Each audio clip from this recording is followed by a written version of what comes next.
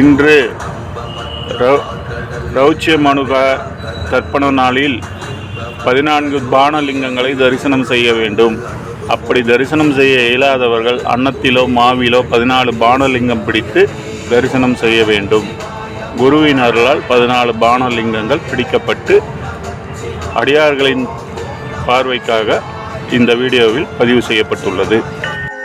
ஓம் காளிகாயை சவித்மஹே சிம்மவாஹின்யை தீமஹி தன்னோ காளி அம்மன் பிரச்சோதயாத்.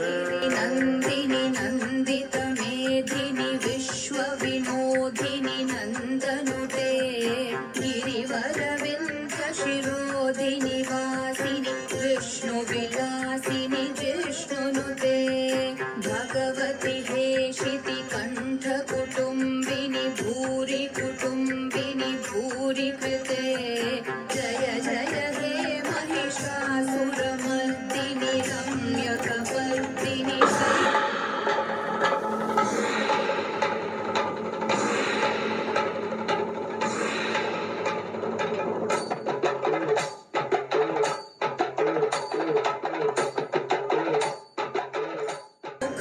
हर्षिणि हर्षरते त्रिभुवनपोषिणि शङ्करतोषिणि कील्विषमोषिणि घोषरते धनुजनिरोषिणि धितिसुतरोषिणि दुर्मदशोषिणि सिन्धुसुते जय जय हे महिषासुरमर्दिनि रम्यकपर्दिनि शैलसुते.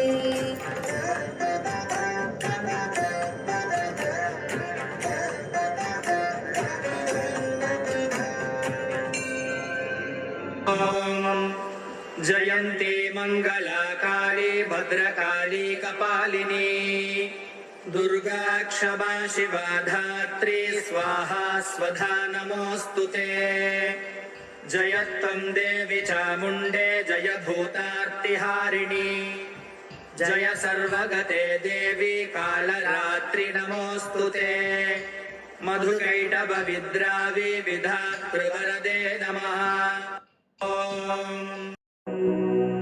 कालिकायै च विद्महे शमशानवासिन्यै धीमहि तन्नो अघोरा प्रचोदयात्. ॐ कालिकायै च विद्महे शमशानवासिन्यै धीमहि तन्नो अघोरा प्रचोदयात्.